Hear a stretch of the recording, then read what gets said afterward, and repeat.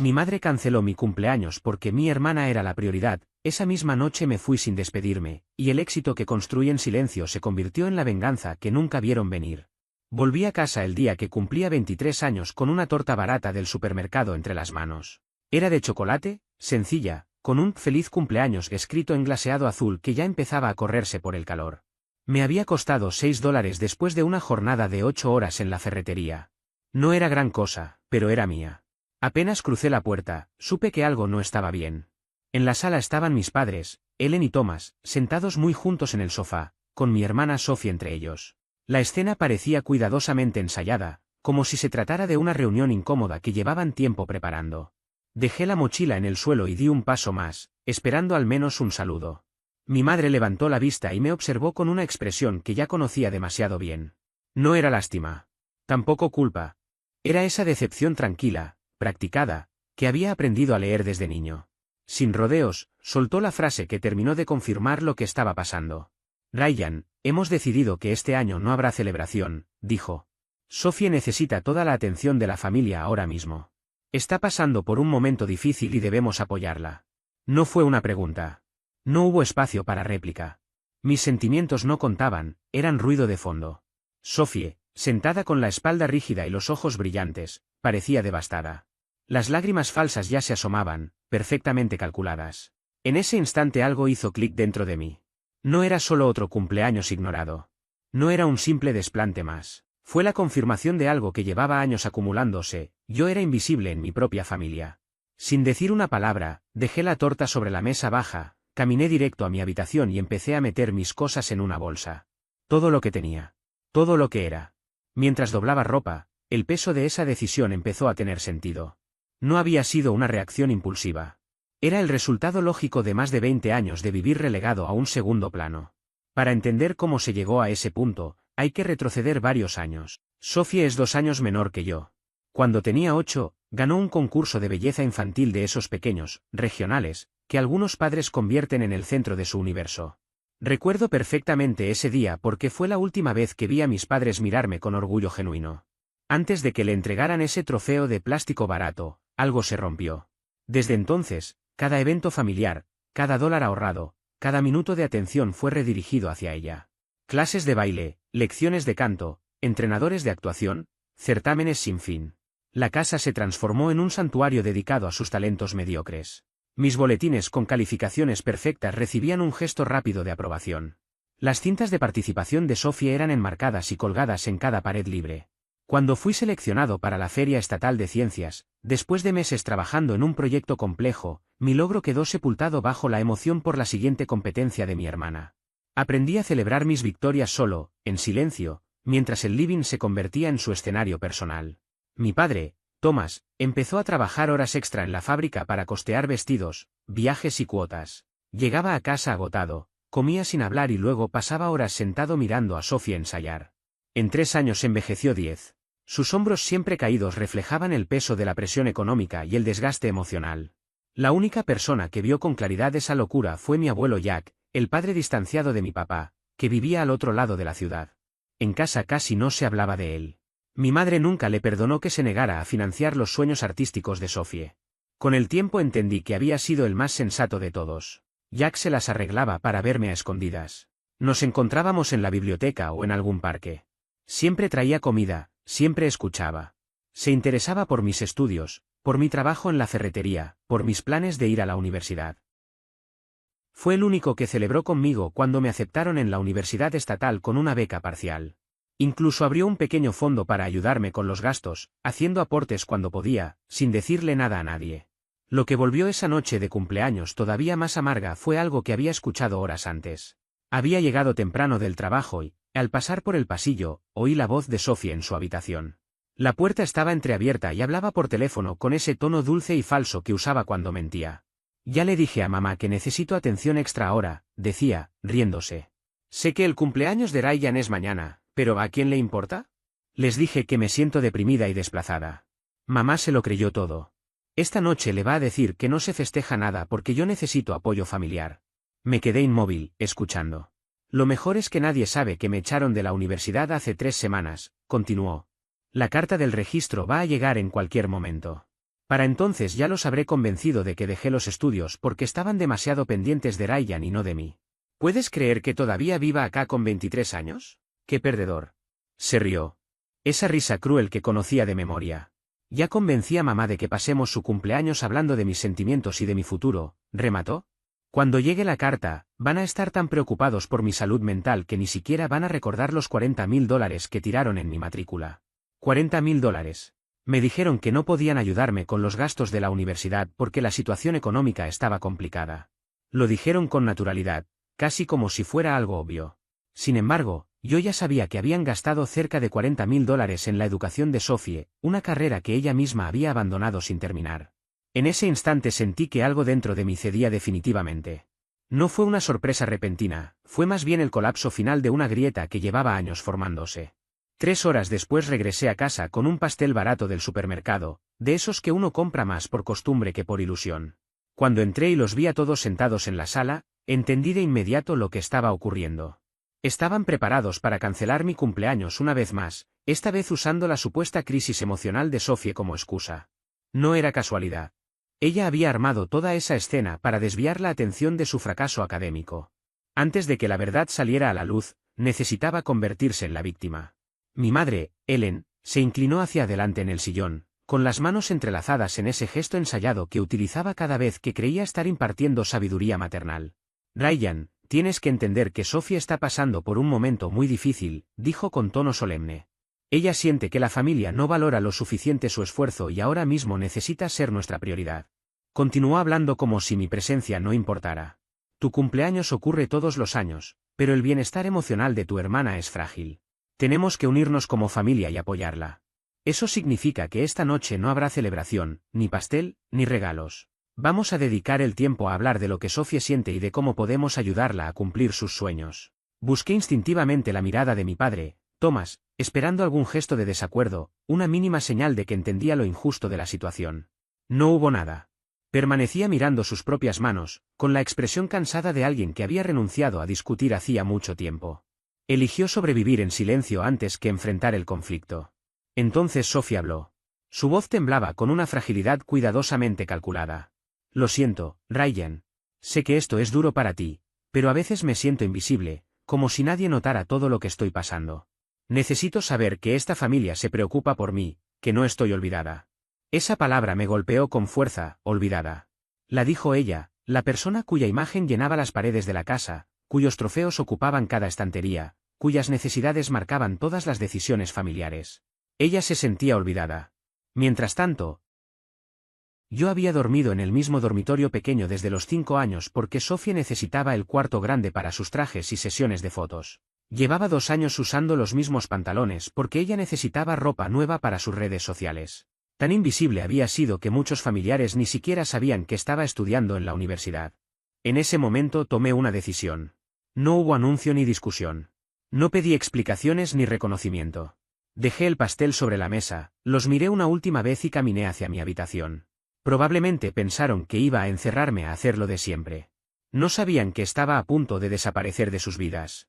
Empaqué con una eficiencia fría, casi automática. Cajón por cajón, documento por documento. Guardé solo lo que realmente me pertenecía en 2 bolsos grandes y una mochila.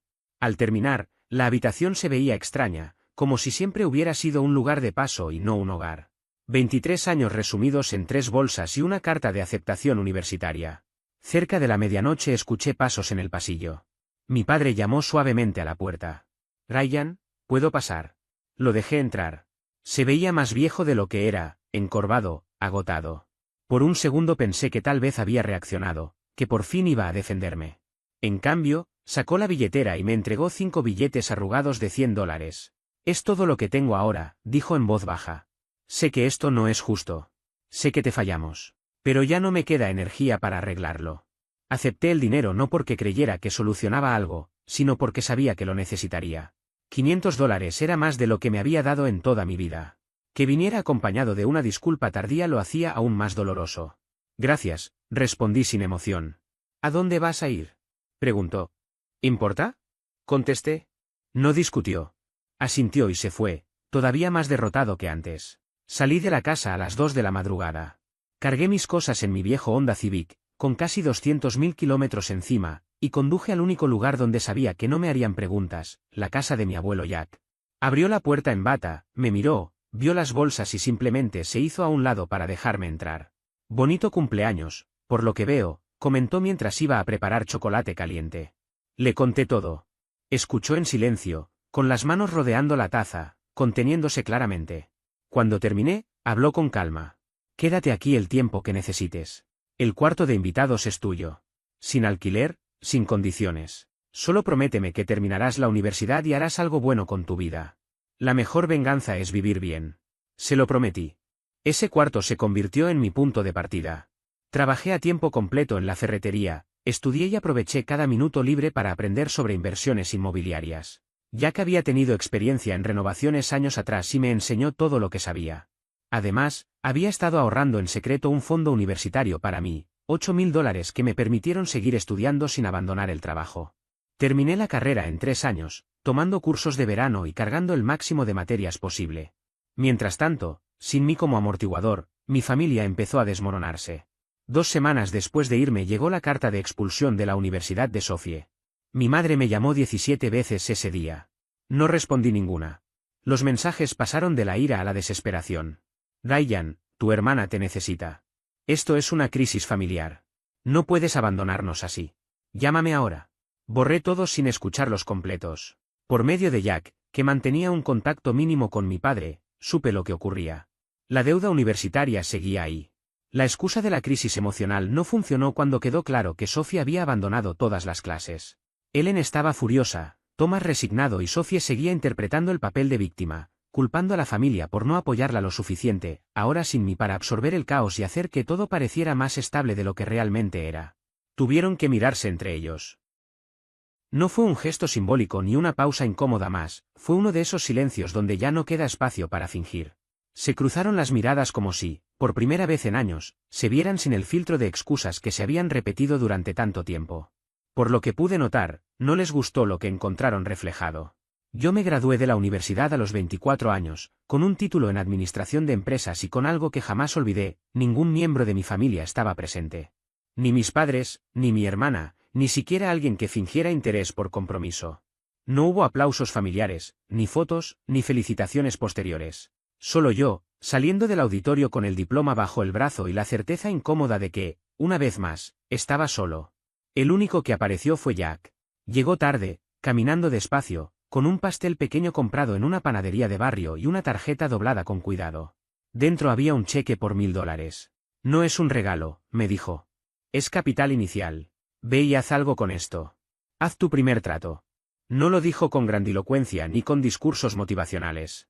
Lo dijo como alguien que cree que el trabajo bien hecho es más importante que las palabras. Ese verano empecé a buscar oportunidades reales. Pasé noches enteras revisando listados de subastas bancarias, aprendiendo a interpretar informes, entendiendo cómo funcionaban los embargos y qué buscaban realmente los bancos cuando querían deshacerse de una propiedad. Así encontré mi primera casa, una vivienda de 3 habitaciones en un barrio decente, abandonada desde hacía casi 8 meses. El estado era deplorable. El pasto había crecido sin control, la pintura exterior se caía en escamas y el interior parecía haber quedado congelado en mitad de una remodelación fallida. Alguien había arrancado paredes, dejado cables expuestos y simplemente se había rendido. Para muchos, era un problema. Para mí, era una oportunidad clara. El banco pedía $52.000, pero la urgencia se notaba. Ese tipo de propiedades asustan a la mayoría, requieren trabajo, tiempo y paciencia. Pasé una semana completa estudiando ventas comparables, calculando costos reales de materiales, permisos y mano de obra, armando un presupuesto minucioso. No dejé nada al azar. Ofrecí $47.000, esperando negociar. En menos de 24 horas aceptaron $45.000. Usé los $1.000 de Jack junto con todos mis ahorros acumulados durante 3 años trabajando en una ferretería como pago inicial.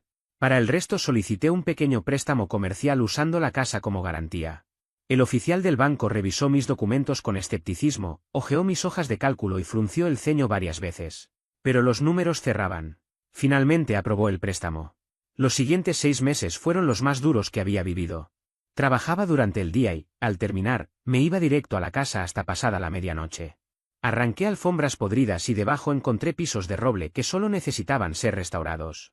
Reparé grietas, lijé paredes, pinté cada habitación. Cambié luminarias antiguas por modelos modernos comprados con descuento de empleado. El jardín fue otro desafío. Pasé fines de semana enteros arrancando maleza, nivelando tierra, plantando arbustos y aprendiendo a cuidar un espacio que nadie había atendido en meses. Aprendí plomería viendo tutoriales, leyendo foros y llamando a contratistas que había conocido en la ferretería.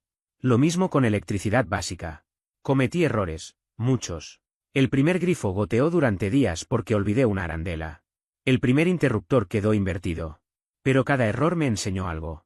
También aprendí sobre permisos municipales, inspecciones obligatorias y regulaciones que nadie te explica hasta que te enfrentas a ellas. Descubrí que ciertas instalaciones eléctricas requerían autorizaciones específicas y que las viviendas en alquiler debían cumplir normas de seguridad estrictas. Cada requisito parecía una barrera, pero decidí verlo como una capacitación acelerada. Cuando terminé, la casa era irreconocible. Pintura nueva, pisos restaurados, instalaciones actualizadas y un jardín cuidado. Mandé a tasarla y el valor regresó en $89.000. Había creado más de $40.000 en capital con trabajo, planificación y disciplina.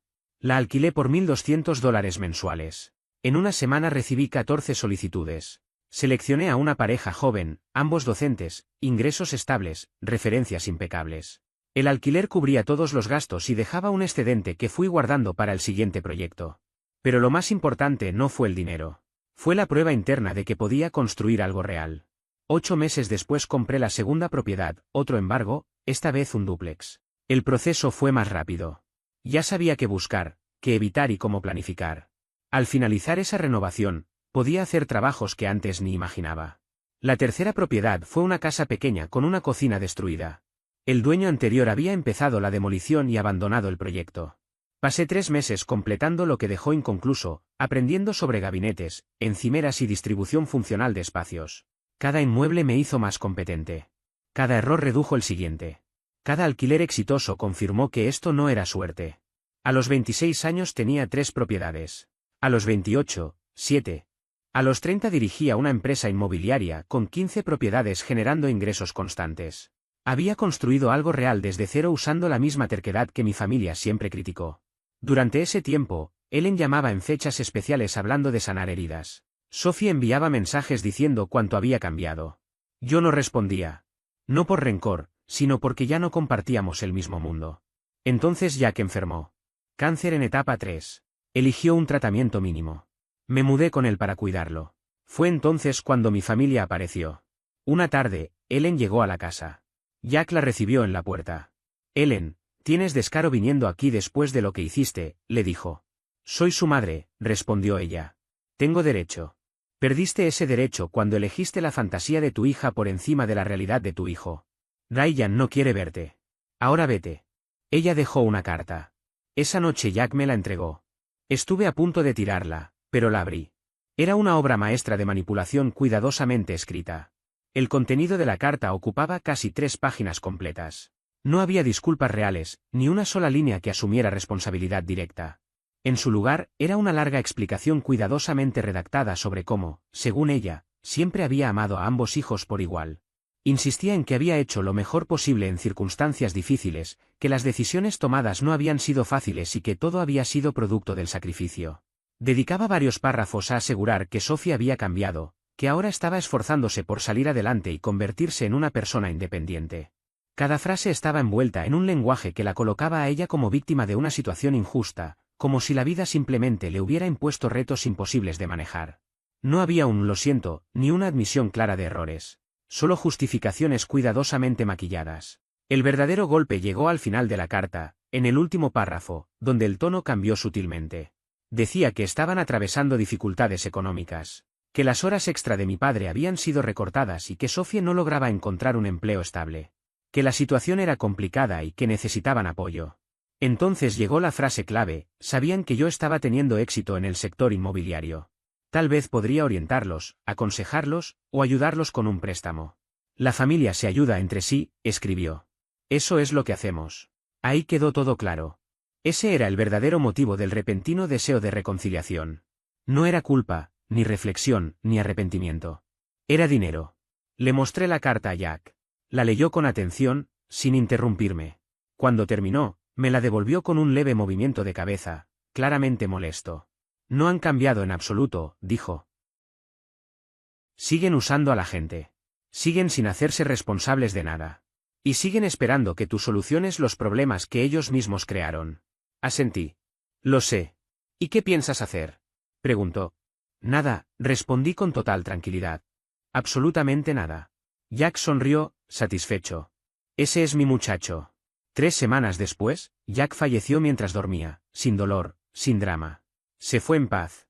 Me dejó todo, la casa, sus ahorros, su vieja camioneta. El testamento incluía una nota escrita a mano que aún conservo. Ryan, fuiste el nieto del que siempre me sentí orgulloso y el hijo que el mío nunca aprendió a ser. Usa esta base para construir algo hermoso. No permitas que te arrastren de nuevo hacia abajo. El funeral fue sencillo. Solo yo y algunos viejos amigos de Jack. Mi padre, mi madre y Sophie no asistieron. Tampoco estaban invitados. Después del servicio, mi padre se acercó. Se veía agotado, envejecido, con una mirada vacía que no recordaba haberle visto antes. Lo siento, me dijo. Por todo. Por no haber sido fuerte. Por permitir que tu madre controlara todo. Por dejar que Sophie nos manipulara. Por no ser el padre que necesitabas. Lo observé durante varios segundos. No sentí la ira que pensé que aparecería. Solo una especie de compasión distante hacia un hombre que había pasado años permitiendo que su vida fuera definida por el conflicto y la pasividad. No puedes arreglar el pasado, Thomas, le dije finalmente. Pero puedes dejar de repetirlo. Guardó silencio un momento y luego soltó algo inesperado. Estoy en proceso de divorcio, dijo. Presenté los papeles la semana pasada. Debí hacerlo hace años, pero siempre creí que las cosas mejorarían. Nunca lo hicieron. Bien, respondí. Tal vez ahora puedas descubrir quién eres realmente, y no quién Ellen quería que fueras. No hubo abrazos ni lágrimas. Solo un gesto de reconocimiento mutuo, como dos conocidos que cierran una conversación profesional. Y cada uno siguió su camino. Pero algo había cambiado. Por primera vez, mi padre estaba tomando una decisión propia. La herencia de Jack me dio el capital que necesitaba para expandir el negocio. Vendí la casa por $180.000 y utilicé ese dinero para adquirir un pequeño complejo de departamentos, 8 unidades en mal estado, pero con una estructura sólida. Pasé un año completo renovándolos. Cuando terminaron, los alquilé a precios de mercado a inquilinos cuidadosamente seleccionados. El crecimiento fue constante. A los 32 años, administraba 43 propiedades en 3 condados distintos. A los 35, di el salto al sector comercial, edificios de oficinas, locales minoristas, incluso un pequeño complejo de bodegas. Cada compra era analizada al detalle, financiada de forma conservadora y gestionada con la misma atención minuciosa que aprendí en mis primeras inversiones. Mi enfoque era simple, tratar a los inquilinos como personas, no como números. Respondía a solicitudes de mantenimiento en menos de 24 horas, mantenía las propiedades en excelente estado y cobraba tarifas justas. Eso construyó una reputación sólida. Mis tasas de vacancia se mantenían por debajo del 5%, mientras el promedio del mercado rondaba entre el 12 y el 15%. También comencé a asesorar a jóvenes inversionistas. Personas que me recordaban a mí mismo a los 24 años, ambiciosos, decididos, pero sin guía ni contactos. Me reunía con ellos, revisaba sus planes, y en algunos casos incluso me asociaba en sus primeros proyectos. Verlos prosperar aplicando los principios que Jack me había enseñado era la mejor forma de honrar su legado. La empresa creció más allá del alquiler tradicional. Empezamos a adquirir propiedades en dificultades, renovarlas de manera eficiente y luego decidir si conservarlas o venderlas. Nos especializamos en proyectos que otros evitaban, distribuciones extrañas, problemas de normativa, ubicaciones complicadas. Entendí que muchos de esos problemas eran oportunidades para quien sabía abordarlos de forma sistemática. A los 33 años, los ingresos anuales superaron las 7 cifras. Nada mal para alguien que se había ido de casa a los 23 con apenas $500 y una bolsa de viaje. En algún punto del camino, me había vuelto genuinamente próspero. No extravagante, pero cómodo. A diferencia de mis padres, yo había construido algo real. Y entonces conocí a Natalie. Era abogada especializada en bienes raíces y estaba a cargo del cierre de uno de mis proyectos comerciales, un edificio de oficinas que estaba transformando en un espacio de uso mixto. El antiguo propietario había quedado atrapado en problemas legales y vendía con pérdidas solo para librarse del asunto. Natalie entró a nuestra primera reunión con un traje impecable y un portafolio que parecía pesar más que ella. Directa, eficiente y sin paciencia para tonterías. En 5 minutos detectó 3 problemas en el título que el abogado anterior había pasado por alto. En 10, Ya tenía soluciones claras para cada uno. ¿De verdad leíste todo el contrato? Le dije, impresionado. Es literalmente mi trabajo, respondió sin levantar la vista. Te sorprendería cuánta gente paga por cosas que podría hacer sola si simplemente leyera los documentos. Después de cerrar el trato, decidimos ir a tomar un café. Fue una sugerencia de ella, porque, según me dijo, le gustaba trabajar con inversionistas que, más allá de simplemente perseguir dinero, realmente entendían lo que estaban comprando. Prefería colaborar con gente que no solo se dejara llevar por la urgencia de la ganancia, sino con aquellos que tuvieran una visión a largo plazo. Me pareció curioso, pero a la vez, me atrajo la idea de alguien que pensara así. Nos sentamos en una cafetería tranquila, donde la conversación, que en un principio parecía casual, se extendió por casi 2 horas. De hecho, hablamos sobre todo un poco, bienes raíces, tendencias del mercado, leyes de propiedad, y sobre cómo las fluctuaciones del mercado podrían afectar la estabilidad a largo plazo de las inversiones. Lo que más me impactó de nuestra charla fue algo que ella mencionó sin previo aviso. Me contó que, cuando era pequeña, creció en un parque de casas rodantes, y que para poder llegar a donde estaba ahora, se había pagado la universidad trabajando en 3 empleos distintos al mismo tiempo. Era una mujer decidida, fuerte y sin espacio para las excusas, algo que encontraba refrescante, porque, a menudo, la gente de mi entorno parecía atrapada en justificar sus fracasos más que en buscar soluciones. Ella era un ejemplo vivo de lo que significa la disciplina y el sacrificio. En algún momento de la conversación, Natalie mencionó algo que me hizo pensar. Dijo, con un dejo de tristeza, que su madre siempre le repetía que debía encontrar a un hombre estable que la cuidara, que era lo que las mujeres deberían hacer. No lo dijo como un consejo, sino más bien como una especie de advertencia indirecta sobre lo que ella no quería para su vida. Y esa fue la primera vez que realmente comprendí lo que Natalie estaba buscando, no solo estabilidad financiera, sino también independencia emocional, la libertad de ser quien era sin depender de nadie para sentirse validada. Ambos, de alguna manera, compartíamos una filosofía similar sobre la vida. Natalie y yo, aunque de orígenes muy diferentes, nos entendíamos a la perfección. Ambos habíamos venido de lugares donde todo había sido complicado, donde no había nada que regalaran, donde todo lo que se había logrado había sido mediante trabajo duro, caídas y, sobre todo, perseverancia. Nos entendíamos porque sabíamos que el verdadero éxito no es el que se demuestra para los demás, no es el que se usa para encajar en el molde de la sociedad. Era el éxito que se construye a diario, el que no puede ser arrebatado por los vientos de la vida porque está cimentado en algo real, algo sólido. Esa noche, mientras revisábamos juntos un contrato que había llevado semanas de negociaciones, ella me hizo una reflexión que nunca olvidé. Me dijo, mientras pasaba las páginas sin prisas, ¿sabes qué es lo que me encanta de los bienes raíces? Preguntó con un tono serio, mientras sus dedos recorrían las cláusulas. Los edificios no mienten. No te manipulan, no te dan excusas. O los cimientos son sólidos, o no lo son. O la estructura está bien hecha, o no lo está. Todo tiene una medida. Se puede arreglar, corregir, mejorar. Ojalá la gente funcionara igual. Las personas podrían ser mucho más honestas si se midieran con esa misma precisión. Esa noche me di cuenta de lo que ya había sospechado, había encontrado a alguien que no solo entendía los negocios, sino también cómo funciona la vida. Esa misma vida que, a menudo, se llena de mentiras y excusas, pero que, con esfuerzo y honestidad, puede reconstruirse de la misma manera que un edificio. Pasaron un par de meses y nuestra relación fue creciendo de manera orgánica, sin presiones, sin expectativas desmesuradas. Un día, después de un largo día de trabajo, le propuse matrimonio.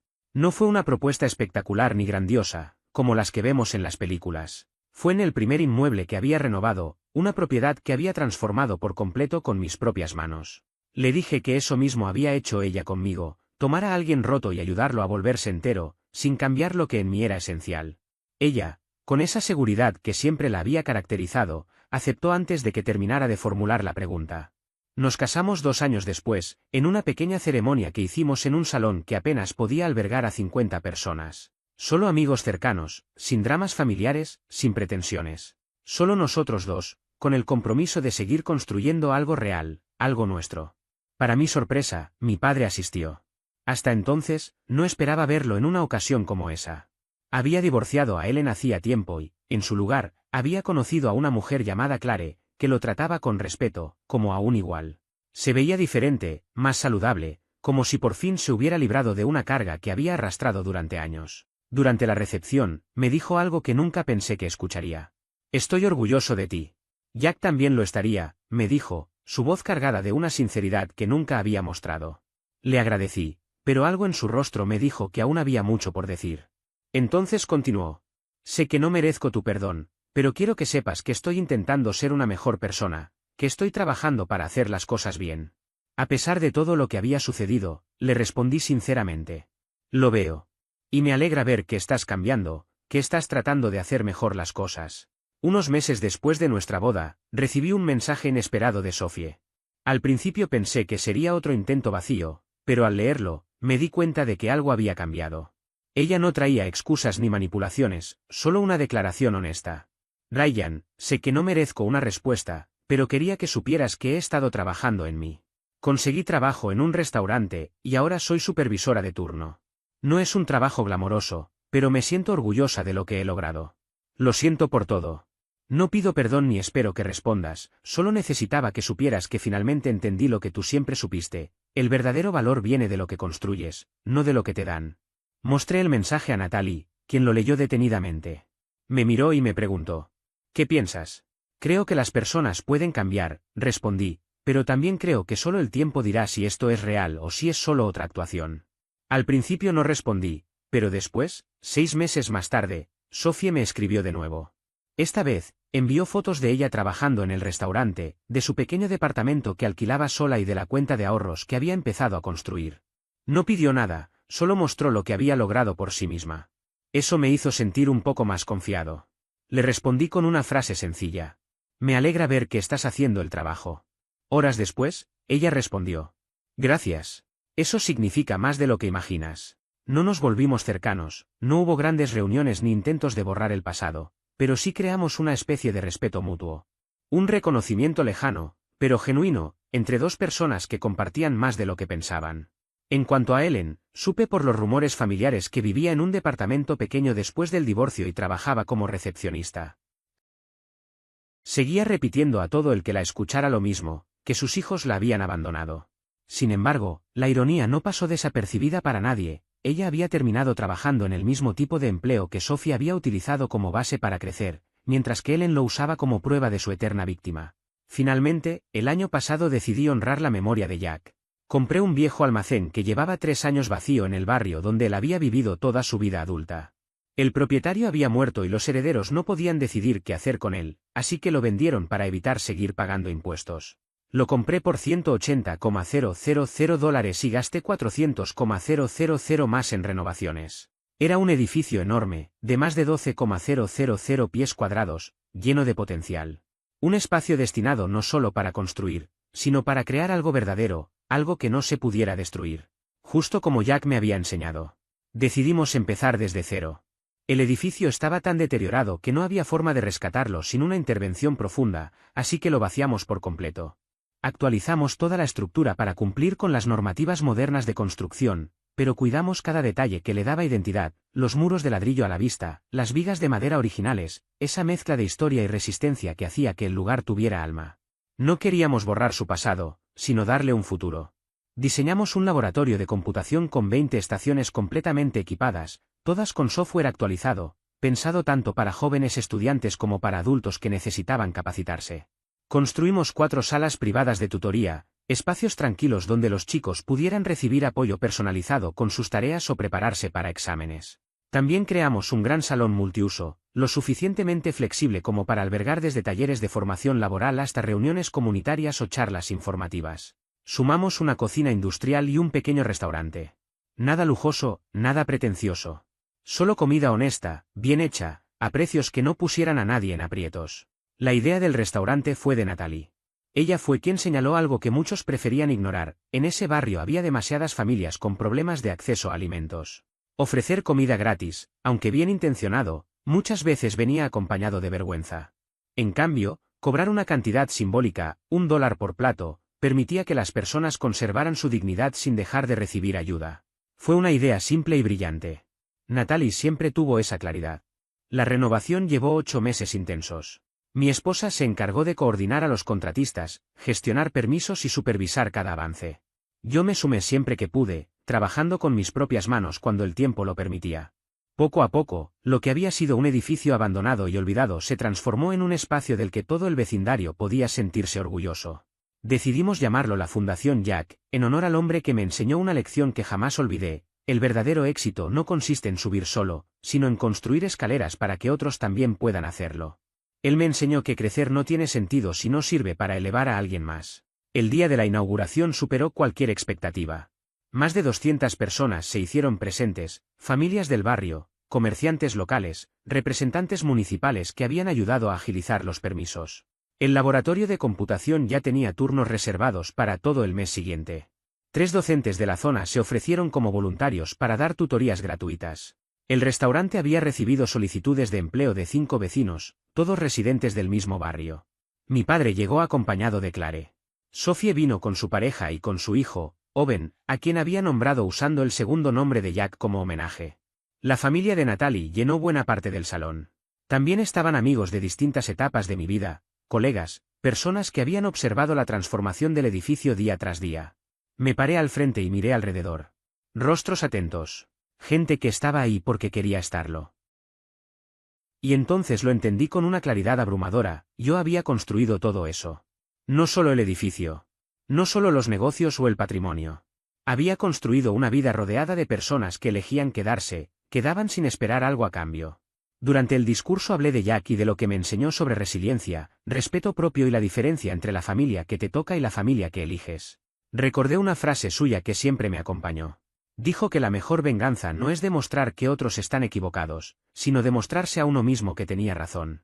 Expliqué que cuando alguien intenta hacerte sentir pequeño, no se trata de encogerte para encajar, sino de crecer hasta que sus límites ya no puedan contenerte. El silencio era absoluto. La gente escuchaba de verdad. Dije que algunas personas intentan apagar tu luz porque iluminaría su propia oscuridad.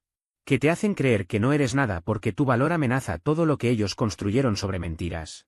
Pero cuando eliges respetarte, cuando dejas de reducirte para la comodidad ajena, no solo te salvas a ti mismo. También muestras a otros que ellos pueden hacer lo mismo. Miré a mi padre, con los ojos llenos de lágrimas. A Sophie, sosteniendo a Owen, asintiendo en silencio. A Natalie, que sabía mejor que nadie lo que costaba transformar ruinas en algo real. Jack eligió ayudar a un niño invisible. Thomas eligió terminar un matrimonio construido sobre una mentira. Sophie eligió el trabajo y el crecimiento por encima de la manipulación. Y yo elegí dejar una casa que nunca fue un hogar para crear algo auténtico.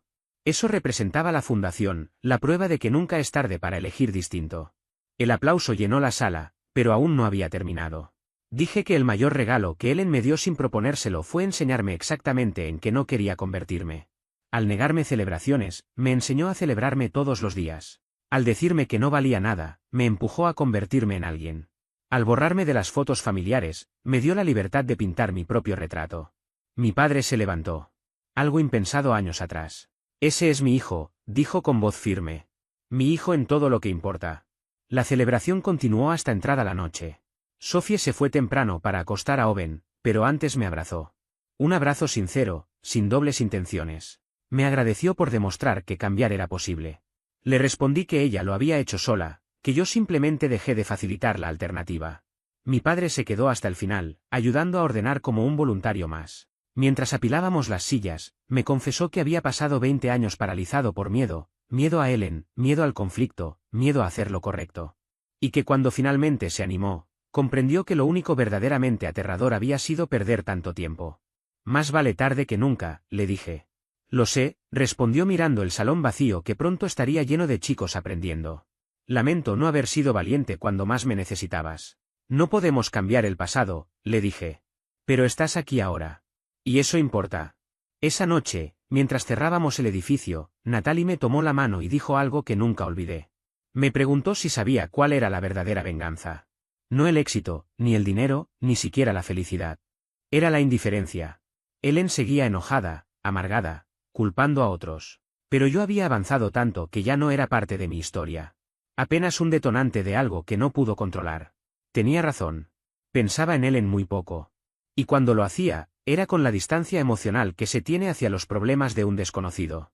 Su influencia había desaparecido, reemplazada por relaciones reales y logros construidos con esfuerzo.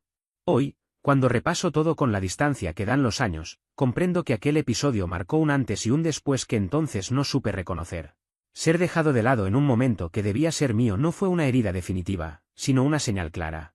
Me obligó a dejar de buscar aprobación donde nunca la habría y a construir un criterio propio sobre lo que merecía aceptar en mi vida. Aprendí que insistir en ser visto por quienes solo saben mirar desde el ego es una pérdida de energía. Que no todos los vínculos están hechos para salvarse, y que a veces la verdadera madurez consiste en soltar sin ruido. No para castigar, sino para avanzar. Fue en ese silencio donde empecé a definirme con claridad. Con el tiempo, entendí algo aún más importante: no se trata de demostrar nada a quienes dudaron de ti. Se trata de crear una vida que no necesite su validación.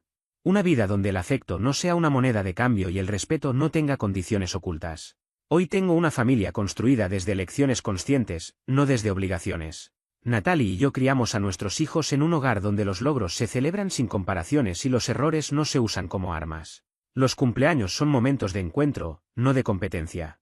Las cenas son espacios de conversación, no de juicio. Sophie viene los domingos con Owen. Lo veo crecer rodeado de risas, sin tensiones innecesarias, aprendiendo que la familia puede ser un lugar seguro.